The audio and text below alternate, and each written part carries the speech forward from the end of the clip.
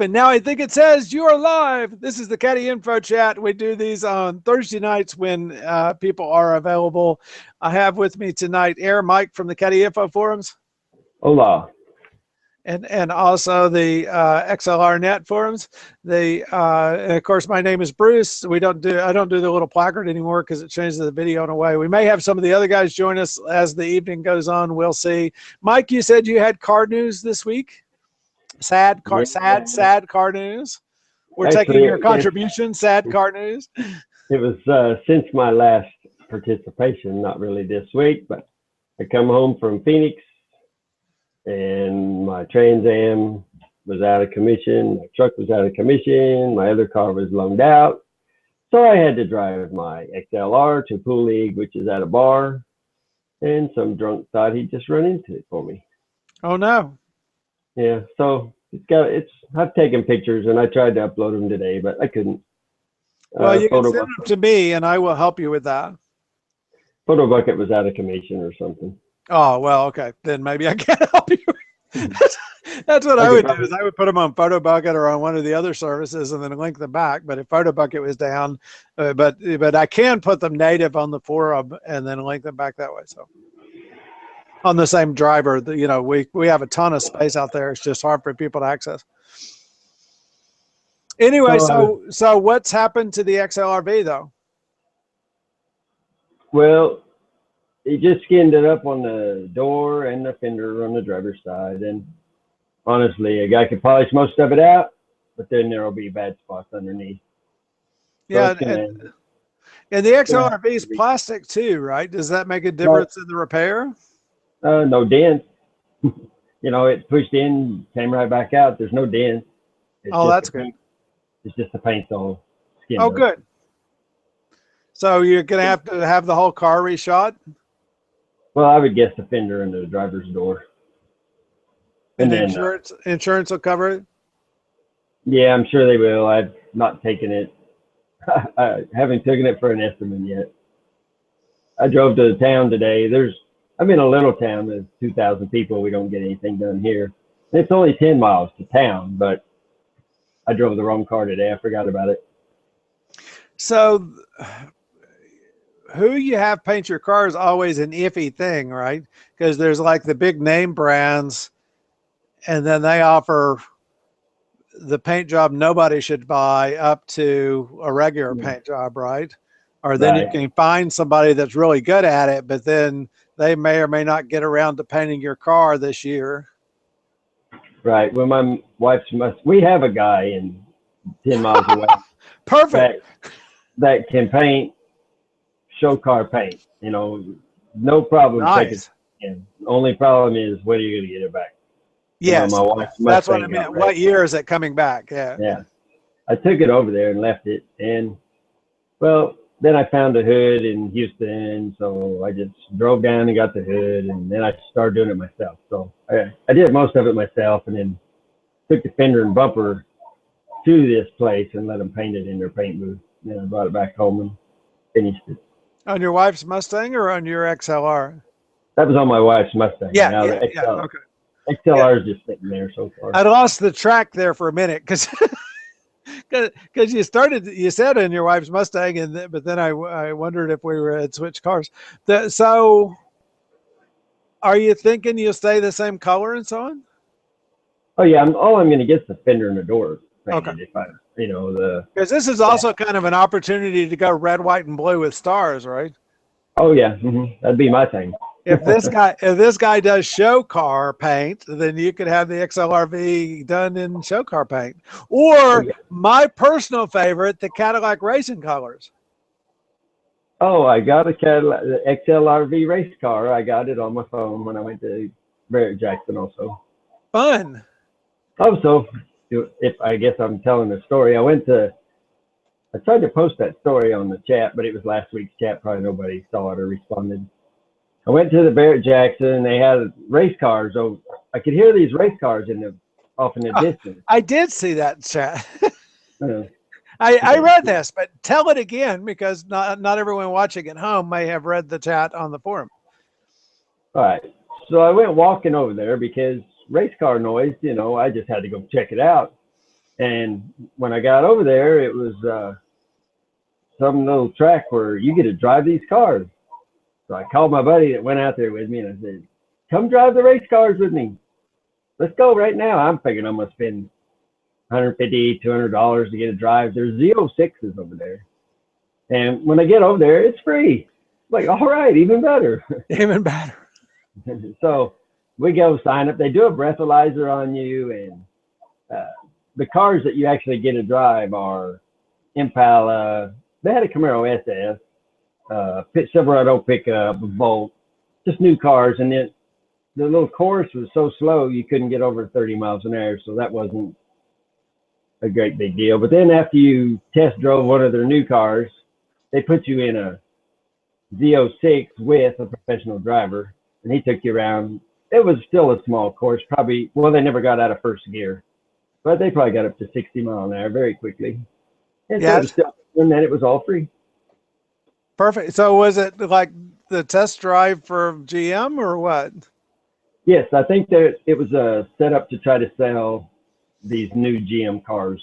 You know, get people to, they ask you what kind of car you're interested in, so you had to fill out something. So I put Impala. Give them your email and so on. Right. And it's a sales marketing gimmick, I'm sure. But it was all right. I enjoyed it. Even you'll get a call from your local Chevrolet dealer to see when you're ready for your Impala. Right. I've got an email already out of it. Yeah. And I knew I'd get that. Wasn't a big deal. Yeah, I always look for, is there a place to send me a catalog? Because I always enjoy reading the Cadillac catalogs. I think there's a fine art to the marketing speak that they use in the catalogs, where, you know, leather is always more luxuriant, and the mechanisms reach a higher level of excellence in the marketing catalogs than in real life. So yeah. I always enjoy reading those to kind of, you know, peel back the passion of the automobile. I've been looking at XTSs lately, and then of course I started at the cheap one, and then there was turbo sport. Yeah, you have to get the V Sport Platinum. The all-wheel drive V Sport Platinum is the only XTS that you should be shopping for. That's completely what I think. And so then I stopped on all that because I have there was talk of different things at work happening, and I'm like, I may make a lot less money. I better just hold back on this one. No, you know, the world pays you back based on your confidence level, so you should just if you spend enough somehow, the world, if you spend enough somehow, the world will make it work for you, right? Make it up, right? Yeah, I used to laugh about that. It seemed like every time I got $1 ahead in my pocket, I'd get a new bill for $1, right? But I finally realized that was the ideal. That was the ideal situation, is I would get the money before I needed it, and so I should be happy. Right. Stop feeling like all my money was flying away and be happy. So now I thought you were sold on getting an STSV. So that you I'm still looking at them. They're just older. Yeah. I think I like them better, but they're just older. That's the main thing. Yeah, I'm watching the market for the CTS V Sport, the V Sport Premium. But I keep coaching myself that I'm the one that keeps arguing, go buy the Chevy engine so you can hot rod everything. You know, get the last generation CTSV with the LSA engine, and then you can put in cams and headers and everything else in the world. Whereas if you get the V Sport, it's a twin turbo V6, and there's no aftermarket for it, right? But I'm also not sure I want to modify the next one. You know, I may just want to keep it nice and quiet and stock and be happy. I was reading another kind of revisit test on the CTS V Sports, and they were measuring 0 to 60 in 4.5 seconds or something, which is plenty fast enough for most days, right? Right. And a V Sport versus CTSV, are they two different cars? Or just They're two different cars, two completely different cars. The CTS V Sport was the new model of the CTS V, the new model of the CTS. So they didn't come out until this year with the new CTS V. The CTS V kind of soldiered on from 2009 up to 15, right? In the even when the base model of the CTS came out to the new model, the new chassis, then the CTS-V stayed on the old chassis until they came out with a new one for the 16 model. So the CTS-V, the current one and the previous one is a supercharged V8, and the CTS-V Sport is a twin turbo V6, like the XTS V Sport. But they're both available still, and they both been available the whole time since the CTS V Sport came out in 14. But they're both available, and since the V Sports came out, you could buy both. Yeah. Yeah, well, the V Sport came out in 14, and in 14 you could still buy the CTS V, even though it was the previous model of CTS. The V kind of soldiered on until the 16 when they came out with the V for the new model. Does that make sense? Yeah, so it's is the car this new as well as some of the drivetrain, or what? Well, the new CTS V is the current generation CTS with a new LT4 supercharged V8 engine making 640 horsepower instead of 556 horsepower. Oh, so it's a whole new engine. So it's a new engine, new Probably supercharger, new intercooler, 8-speed, on the new chassis. So it's got all that going for it. And the big difference would be because it's the new high-end model, it also has all the electronics and the cool dash, whereas the 2009 to the previous generation CTS-V didn't have the lanes change warning, didn't have it didn't have all the electronics, didn't have a heads-up display, because it was they quit making the STS-V in 09, so there wasn't a V with all the gizmos then for right 5 years or so. Yeah, there was a gap there. They went, but you can get the V Sport, and it had all the gizmos, but it's got a V6 instead of a turbo V6 instead of a supercharged V8. But the 420 horsepower is a little bit misleading because that engine is tuned for low end torque, right? It's just that the turbos run out of air, and so it performs like it's a 500 horsepower engine. So would that be the same drivetrain in the XTS? It's a similar drivetrain. The XTS is a front-wheel drive or all-wheel drive, and the CTS V Sport is rear-wheel drive. But it's in the XTS V Sport, the engine is tuned down a little bit by 10 horsepower and by 30 or 40 foot-pounds of torque, because it's in sideways in the XTS-V, because it's a front-wheel drive platform. Okay. So if you get the twin turbo with all-wheel drive, then it has a rear-wheel drive bias, but the engine's in sideways and it's detuned a little bit, as compared with the CTS-V Sport, which has the longitudinal engine, rear-wheel drive, and a little more, a few more horsepower and a little more torque. So now, then you can get your recalibration, aftermarket calibration, and pump them both up, and they add 70 or 80 horsepower. CTS V or V Sport is rear-wheel drive, correct? Yes, all the CTS platforms are rear-wheel drive or all-wheel drive. The XTS platform is front-wheel drive or all-wheel drive. Oh, base CTS is rear-wheel drive too? Yeah, absolutely. Now, when I did my engine studies, which I never have published, but when I did my engine studies, the V Sport engine, which is called the LF3, The V Sport engine is a twin turbo 3.6 liter V6, and it's called the LF3. It's basically a very similar engine to the engine that's in the ATS-V, except on the ATS-V they added another 6 pounds of boost and renamed it the LF4. But if you take the horsepower and torque curves for that twin turbo V6, 3.6 liter twin turbo V6, it exactly matches the LC3 engines in our cars. Really? Yeah. It basically overlays it until you get up at the high, above 5,000 RPM, and then it doesn't go on up to 469. It levels off at 420.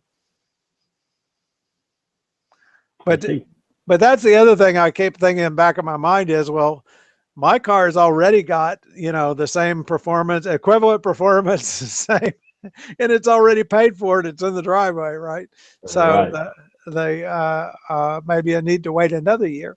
But what's happening right now is I've been watching the 2014 CTS V Sports, and now the 2015 CTS V Sports are coming into the market at about the same level, at about the same price range, which is in the low to mid 40s. Because the CTSs didn't sell all that well, except the V, they haven't had any trouble selling the limited number of Vs that they wanted to sell. But because of CTS base model, and then people really don't understand V Sports in the aftermarket, like a CTS premium, because the CTS starts at like in the high 30s, but then when you get with all the gadgets, it's a CTS premium, so it's in the mid 50s. But then when you go to buy it used, right, people aren't paying mid 50s for a used car, and especially not for a used car that didn't sell all that well. So but those are kind of my targets: is a 15 CTS V Sport, or an ELR, the electric Eldorado, or a 13 or 14 CTS-V. The ELR is an Eldorado body. I mean, it's a bigger car. I call it the electric Eldorado. It's actually a front-wheel drive economy car platform, but it's a really pretty. They put a pretty body on it, but it's a Chevy Volt with it redone as a Cadillac. Okay, I've seen one driving. I thought maybe they come up with something I didn't know about. No, I call it the electric Eldorado because I think that's what the ELR stands for. So that's what they should have named it. But it actually stands for Electric Luxury Roadster, I think. ELR. But I say it stands for Eldorado Luxury Roadster. So right, got to stand for something. Yeah, exactly. But I'm also kind of thinking in the back of my mind, so if the entry model CT6, is starting at 53, well, if I wait a year, I could probably get a 2-liter turbo CT6 in the 40s too, right? No. And that might be an interesting car. That CT6 is going to be higher priced. Oh, it's 53. They start at 53. Brand new, they're 53. So a year in, they should be less than that. Oh, you're talking about a used one, okay? Yeah. Oh, now that doesn't get you the top of the line CT6 V Sport with the twin turbo V8 engine in it, right? Right. Which is the one I'd want. That one will be 110,000 or something. But because that car weighs the same as the CTS, the 2-liter turbo weighs the same as the CTS, it's about 3,600 pounds, even though it's a bigger car. But how can you want the supercharged and turbocharged? You didn't want that on your XLR. Yeah, what were you doing? Because I've already got my other car as a race car. I don't need the XLR to be a race car. Oh, but you'll be getting rid of it, won't you? So you'll have to replace it with I have to replace it with a race car. Yes, there you go. And I've got all my, I've got my shirts and jackets and so on that have the little V emblem. So I've got to stay in the right. Right. So I've got to stay in the V family. And that's who they're making those cars for, is people who have a passion for driving. They're making them for you. Exactly. They're making them for me. And they're actually making that, and that's what I keep coaching myself is they're actually making the supercharged V8 version for me is the one that they're making for me. And then, so you buy it 1 year and then the next year take it over to LG Motorsports and let them put headers on it. And then the next year you take it back over and put new, turn the boost up 5 pounds. And then the next year you go back and put a new cam in it. And so I think you could enjoy it for a decade. Right. And then you put different wheels on it 1 year. Exactly. I was thinking, and I never have any passengers in my car anyway. So I was thinking I'd get a CTSV coupe and have the the 2-door, and it's kind of a rolling piece of art. And then have that, and I imagine I need to get an automatic. I would really enjoy getting the stick, and it's available in a stick, but my wife doesn't enjoy driving a stick, and so we got enough cars she could drive if I got it in a manual transmission. But getting it in a automatic's a little easier to sell to her, and they're in about the right price range. And so I probably ought to watch when our friends over. Now, I will say this. I don't think I've driven the ELR or the V Sport. And so part of my shopping is going to have to be to go drive these cars and see what I think. But I'm kind of putting that off because once I get to that stage, then my checkbook comes out too soon. Yes, it'll be time to buy one then. Yeah. Yeah, if you look at them too close. But yeah, and then it's a question of, do you get a 12 model or a 13 model, and how much do you want to spend on a 13 model versus a 12 model? Right. You can get an older one with more fanciness or a newer one with less fanciness for the same prices. But so do you want the 556 horsepower supercharged V8 in a 12? Or the twin turbo V6 in a 14? How much difference does what year model it is make to you? Yeah, well, I was just thinking about that too. I'm thinking here pretty soon I'm going to start buying a car to trade in every couple years. I've never done that. I've just bought them to keep, like my Trans Ams I've had for 15 years or something. And I think I'm going to want to keep a newer driving car before long. So if I buy too expensive a car, every time I want to get a new one, it's going to be too expensive again. Yes. So I'm probably going to try to go, I don't know. I might have to try to talk myself into a less expensive car for that very reason, even though I don't like that idea. So when you say a less expensive car, what would your budget be? I don't exactly have a budget. I haven't got that far. Because are you thinking a less expensive new car so that you have, at least one car in the yard that's perfectly reliable and under warranty? No, I think a 2-year-old car. That's a new car to me. Yeah. Well, that's kind of what I'm looking at here then. So we're shopping for the same car. Right. We probably are. No, I did do that. I went to cars.com and I said, okay, show me every Cadillac. Show me the lowest price Cadillac with less than 10,000 miles, without regard for what model it is, which one within the model and so on. Just show me. And of course, what you find is like the little 4-cylinder bargain basement ATS, right? With no options on it. No, just you get an ATS with a non-turbo 4-cylinder and a single exhaust. Is I won't get any car with anywhere. It's going to have to start at around 300 horsepower up. I won't be driving a 210 horsepower car. It's not happening. Well, what's your Trans Am have? 330. 330 horsepower. Net horsepower? However they rated it, I don't know. Yeah. What year? They rated 2000. It's LS1. Oh, okay. So it's a new one. Yeah. Okay. I was thinking yours might be an older model. No, it was a good car when it was new. Well, sure. I mean, it's still a good car, and I love driving it. It's sometimes more fun than the XLR. You get a shift. That's Yeah, I think cars with manual transmissions are actually more fun. Although, you know, I'm persuaded that in traffic it's not as much fun.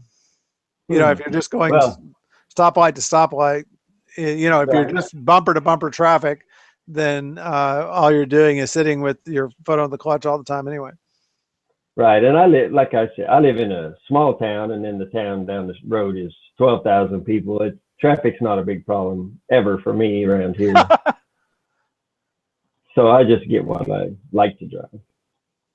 Well, yeah, and as long as you're keeping several cars, having one of them is, you know, some of them manual transmission, some of them automatic, then that can be another decision point for what do you want to drive today? Yes, we had that conversation Tuesday Tuesday morning. My wife and I, she likes the cars, so I don't really have too much problem with what we get as far as getting a car all the time. But she says we should have a car for every day of the week. I said I agree. Wow. Well, she's a keeper. Well, yeah. So Cadillac said the ELR, they're not going to continue it. It's going to be one and done because, of course, they hadn't sold any of them. They sold about 100 a month. It's one's already over, right? What? It's one and done. You mean 1 year model? No, Okay. meaning they're not going to redesign it. So when they finish Yeah. selling the ones that are on the dealer lot, then they're done. They haven't decided to give them away yet either, have they? No, Like, no, they're still pricing them up at 60,000, I think. Although I did see one discounted down to 40,000 with like 10,000 miles on it. And so that's what makes that interesting is to me is if you could get one for 35 or 40, then that would be a nice contrasting car to have, but it wouldn't be a race car. You know, you have to enjoy the not stopping for gas. And of course, gas is so cheap now that even if the ELR had been popular when gas was expensive, then it's hard to justify spending that much money on a battery electric vehicle now. right. So When I went to Phoenix, I drove a convertible 6-cylinder Camaro, and well, we were there only 3 days, but for the whole 3 days, we drove long ways across Phoenix and back. Never put gas in it until it was time to turn it back in. nice. Yeah, those have the same V6 engines that the CTSs have. It seemed like a pretty nice car. Yeah, I did. We did kind of the same thing where I rented a convertible Mustang when we were out in Carolina last summer, and thoroughly enjoyed it.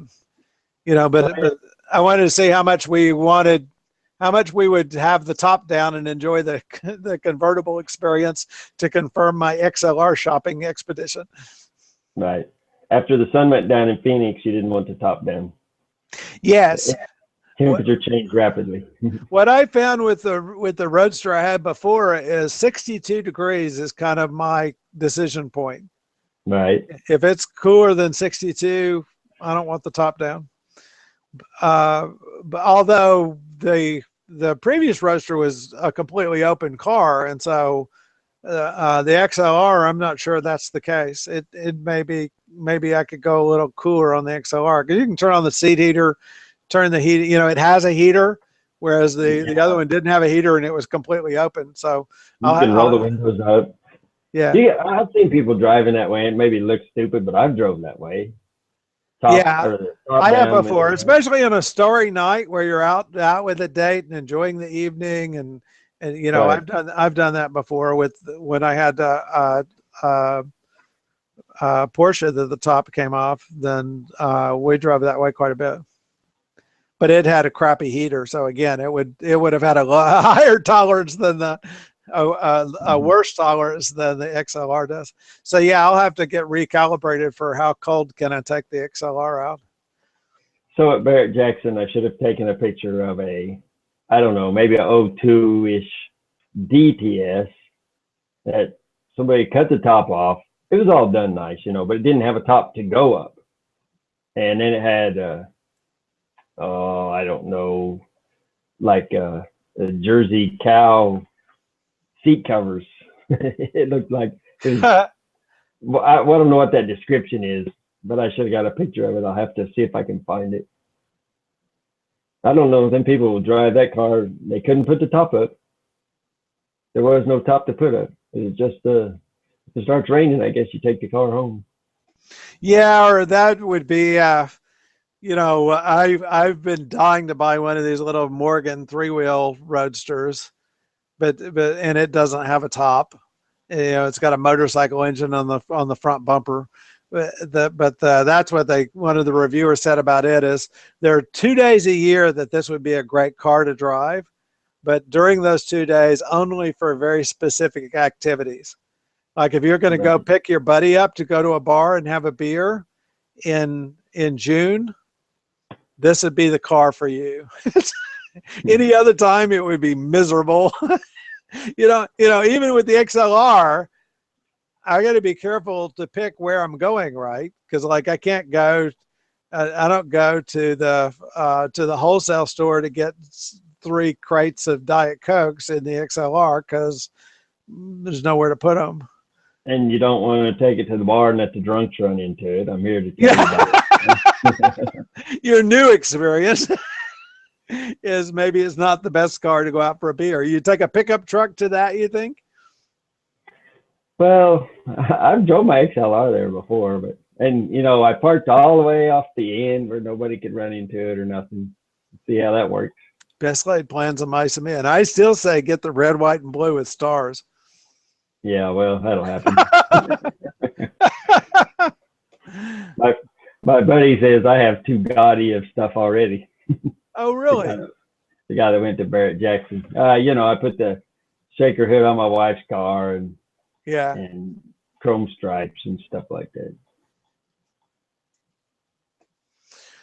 So I think that's the Cadillac news that I know for tonight. The GM's financials turned out really well. They made quite a bit of money in the quarter, although it didn't help their stock very much. But the stock market as a whole has been kind of bearish on manufacturing at the moment. But GM reported a net record income of $9.7 billion in the quarter. And so if you can make 10 billion here, 10 billion there, pretty soon you have a little money. What's $1 billion?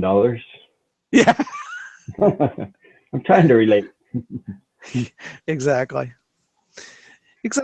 How often does that come up in your life, right? And of course, they spend money like that too. Is the unfortunate part that you could go through so much money, but that's last year they made 2.8 billion. This year they made 9.7 billion. So they're making very good progress. That's profit you're talking about. Yeah. Full year earnings before interest and taxes, EBIT. Earnings before interest and taxes. So, but the earnings per share in the fourth quarter was $3.92, and their shares have been running about $30. So if you're making $4 every quarter on a $30 share price, then you're doing pretty darn good, right? Because that would be $12 a year on a $30 share price. Then that's a 30% return at the bottom line. They're not passing that out now. They do about a 4% dividend, but it's a good steady dividend. But yeah, I carry Ford stock and GM stock lately, and keep them both kind of at the same level. But then when it goes down, then I look to buy more, and when it goes up, then I just keep it. So because I never want to sell it, because I want to have auto manufacturer stock. I looked at Tesla and I bought some shares of Tesla and it went up, and I said, that's good. And then it plummeted. And I said, well, I'm concerned. And then it went back to like just above where I bought it. So I just sold it because I couldn't understand why it was moving around so much. So what, did you keep an eye on it afterwards? Yeah, so it went up, it went up, it went up after it. So if I'd kept it, I would have been, made money by now. And Tesla's maybe a stock that I would buy into. It's probably the stock I should be buying into to speculate, right? Because that's my problem with GM is like I want to own GM stock. I think it's a good company for the long run. So it's not like I'm buying in at, 30 and selling at 35 and buying in again at 30 and selling at 35, which is what a reasonable person would do, because I'll buy in at 30, and then if it goes to 25, I want to buy more, and then if it goes to 35, I want to keep it because look, it went to 35. Right. It's like some cars. You're supposed to keep them. Yeah, that's it. Yeah, like your cars. That's what I do with them. So do not take my stock advice because you'll just end up with stock. A whole bunch of them. So then your heirs can sell them. Yeah, they'll dump it at whatever price just to get rid of it and get cash, right? They didn't want to deal with it. Yeah, or don't care anything about the company. About automobiles, to me, it's fun and I don't know long term. I do think the automobile manufacturers are going to be heavily impacted by autonomous cars. I think it's going to reduce the number of cars that are needed for sale as ride sharing continues to be more important and autonomous cars continue to be more important. I think that they're going to sell 1/3 fewer cars within the next 10 years. Really? Yeah, we're going to see car sales go way down. That's a lot. What the statistics suggest is for every car that's put into service as in ride sharing, the auto manufacturers lose 32 sales. Really?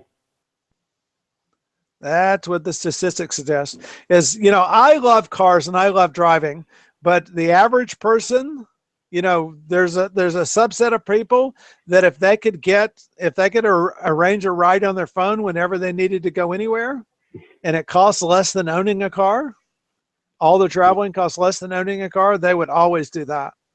I'd rather be driven everywhere and not have to keep up with how to get there or, keeping the car in good condition or any of that. Right. And so, but on the other hand, last year was a record year. More new automobiles and trucks were sold than any other year. Like over 15 million, 15 million.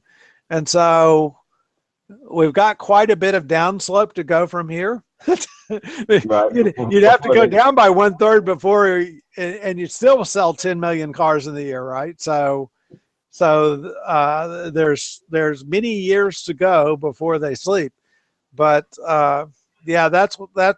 But I'm also not convinced that it won't evolve to something different still, because to me, the ultimate, in cargo, what they went to is standard containers, right? So in other words, a car manufacturer could put their car inside a cargo container.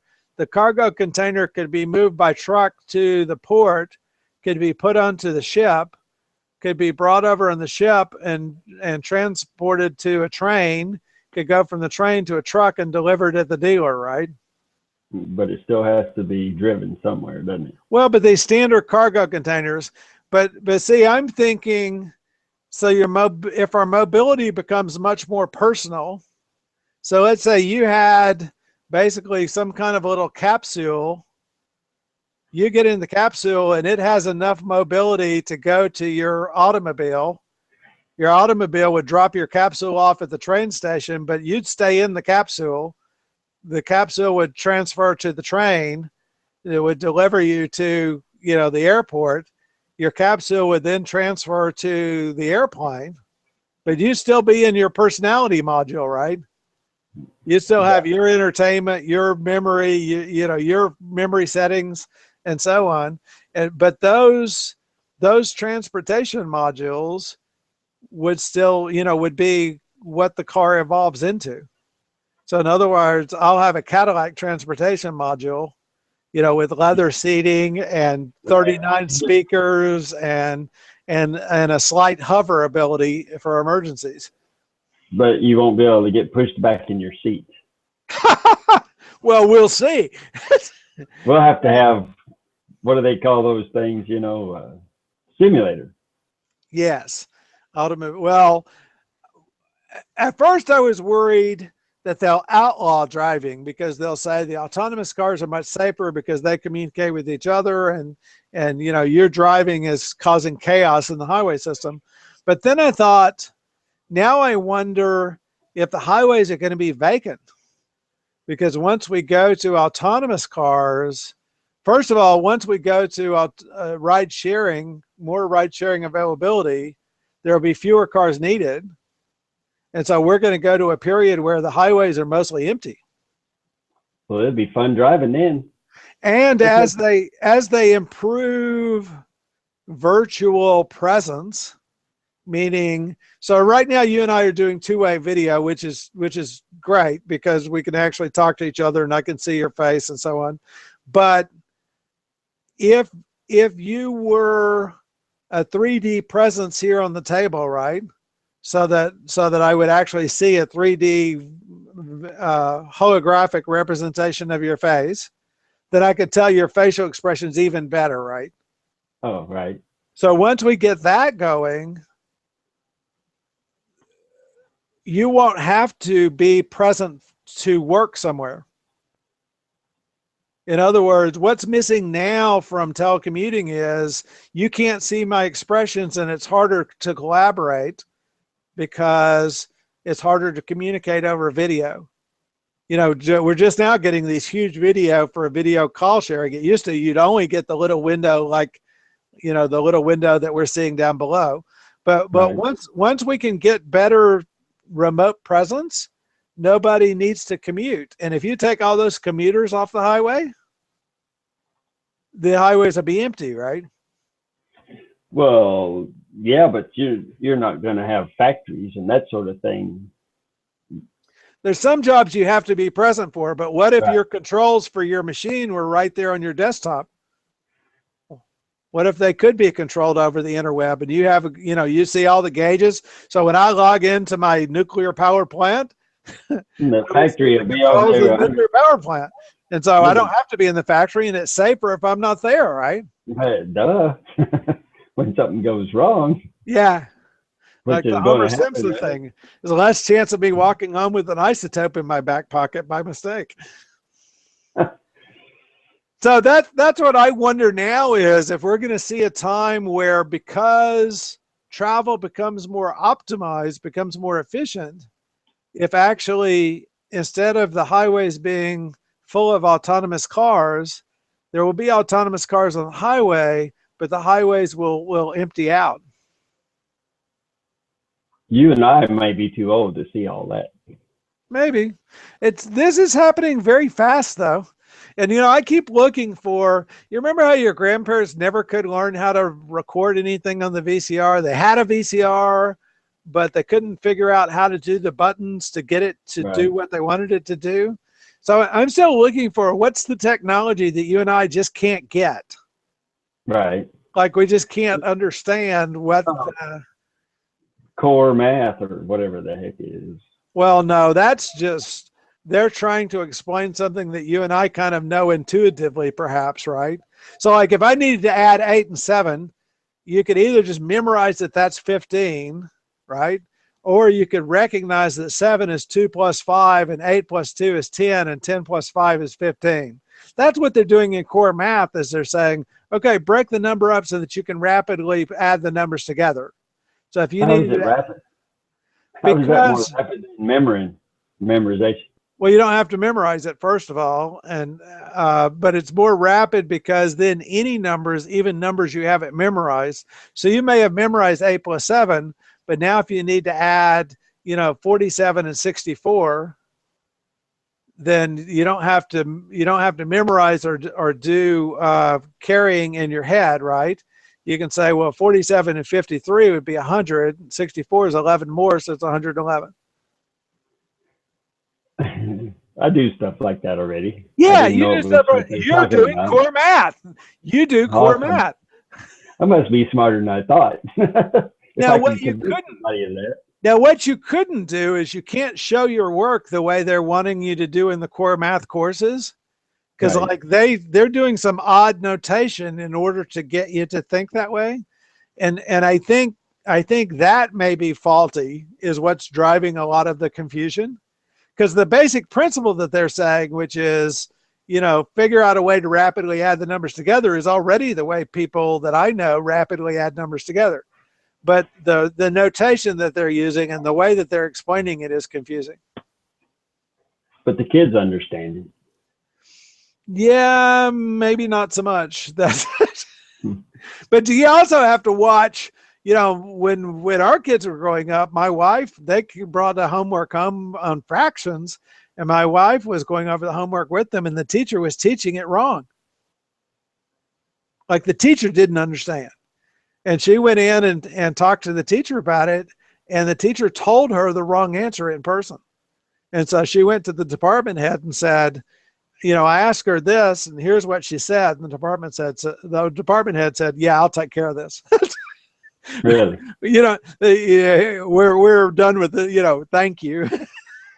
But yeah, the teacher didn't understand. Do you suppose they took care of it, or just told her to leave, basically? Yeah, I think that they took care of it, because it's so hard to get math teachers that if you can get somebody that's almost a math teacher. But the part I couldn't understand is, so if I was teaching you can teach any subject, right? Because if I tell you, hey, Mike, you're going to teach chapter 3.2 tomorrow for 4 sessions, you'd probably read the chapter the night before, right? Yeah. So how could you get it wrong? Not understanding what you read? Or not bothering to prepare? Well, Yeah, maybe not. Yeah, you're right. Maybe not having the context and understanding what you read, or not having read it at all. But who knows how many sessions of that poor teacher taught the wrong way, and how many right. little children can't understand why they're not good at math because this teacher. Ruined them for life. Mike, it was good to see you. Thank you for being on. Any speeches or last moment thoughts? No. More people. This is your forum. Let me know what you're thinking. I'm sorry your XLRV got smashed, and glad that it wasn't more serious, and that it got unbumped, and all you gotta do is get it repainted. That sounds like a good solution.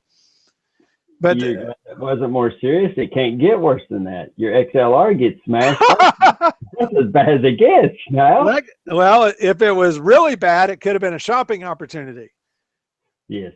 Then you go look for a newer XLRV or a and I'm interested in your XTS shopping. So let me know how that comes, because as I say, I'm kind of I've been watching the CTSV sports for several years now, waiting to see if that was going to be the right thing. Now, if I wait long enough, maybe I can find a used ATSV, which is kind of the same idea, but a little bit lighter and a few more horsepower. But I went to look at those, and they start at 63. And I actually like the looks of an ATS a lot, but my personal, what I'm after is a soft ride, and I assume that's not. I haven't drove them all or any of them, as far as that goes, right yet. But yeah, I think the XTS probably is the softest ride, maybe the Escalade or the SRX, the crossover. and my wife doesn't want either one of those.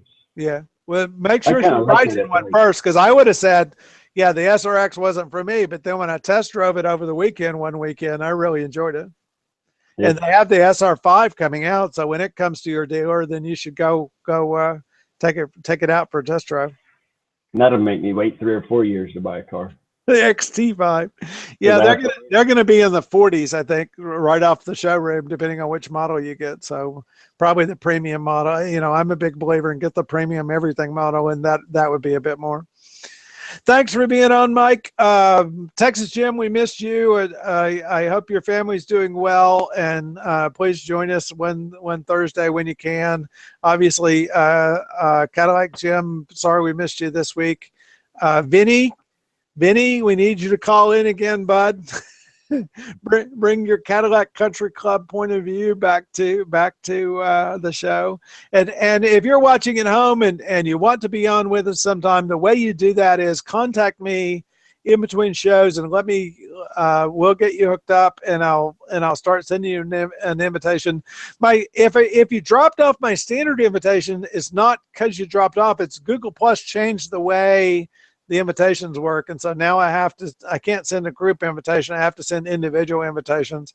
And so if you want to make sure you're on that list, please holler at me, and I'll make sure I include you back in.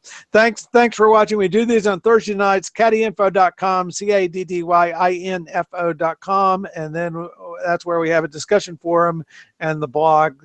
Thanks for watching. See you next week.